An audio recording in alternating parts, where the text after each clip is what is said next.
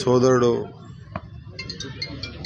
Fish Venkatanna అనారోగ్య పరిస్థితి నేను పేపర్లో వాట్సాప్ గ్రూపుల్లో చూడగానే ఒక ప్రోగ్రాంలో పోతా ఉన్నాం. నేను శివసేన బాస్కెట్ ప్రోగ్రాం పోతా ఉంటే సాయికి ఫోన్ చేసి ఏం జరిగిందో కనుక్కొని ఆగలేపక చూద్దామని చెప్పి పరామర్శిద్దామని చెప్పేసి రావడం జరిగింది.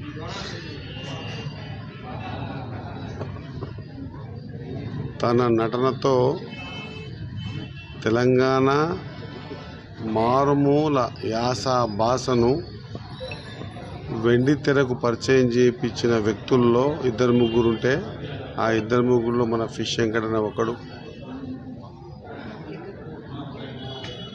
చాలా కింది స్థాయికించి తన కళా నైపుణ్యం ద్వారా తెలంగాణ రాష్ట్రంలో లేదా సమైక్యాంధ్రలో కూడా తనకంటూ ఒక గుర్తింపు తెచ్చుకున్న వ్యక్తి. ఖచ్చితంగా భగవంతుని ప్రార్థిస్తూ ఉన్నాం. నేను కానీ మా చైర్మన్ గారు కానీ మా చైర్మన్లు 3 చైర్మన్లు మీరందరూ కూడా భగవంతుని ప్రార్థించాలా.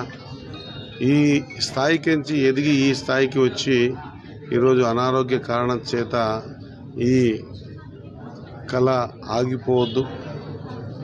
భగవంతుని దయ వల్ల ఆయనకు అంత మంచి జరగాలని కోరుకుంటూ కుటుంబ సభ్యుల్ని కూడా నేను ధైర్యం చెప్తూ వాళ్ళకు మాట కూడా చెప్పడం జరిగింది.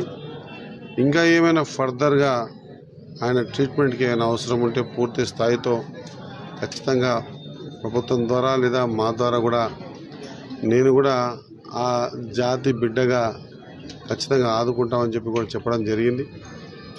100% ఆయనని గుర్తుపట్టని వ్యక్తి అంటూ ఉండడు. అందరి హృదయాల్ని చూరగొన్న మా సోదరుడు ఫిష్ వెంకటన్న త్వరగా కోరుకోవాలని వైద్యులతో కూడా మాట్లాడడం జరిగింది. ఖచ్చితంగా ఏ కారణం కూడా ఉండకూడదు మనం చేసే ప్రయత్నంలో. పరిపూర్ణంగా ఆయన ఆరోగ్యవంతుడై మళ్ళా తన నటన జీవితంలో వెళ్ళి మనందరినీ కూడా తన నటన నైపుణ్యంతో మైపరిపించే విధంగా ఆ భగవంతుడు ఆయనకు ఆశీర్వాదం ఇచ్చి ఆరోగ్యం మంచిగా చేయాలని కోరుకుంటూ ఖచ్చితంగా ప్రభుత్వ పరంగా కూడా నేను సినిమాటోగ్రఫీ మా సోదరులు కోమటిరెడ్డి వెంకటరెడ్డి గారికి కూడా ఈ విషయాన్ని అందజేస్తా. ఖచ్చితంగా ఆయన్ని ఆరోగ్యపరంగా మంచిగా ఈ విధంగా చూస్తామని తెలియజేస్తాను. Thank you.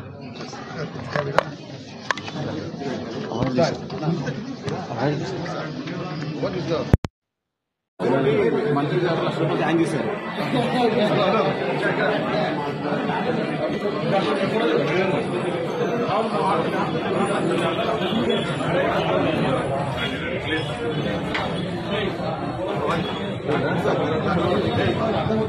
ముఖ్యంగా మంత్రి గారు ₹1,00,000 సాయం చేశారు.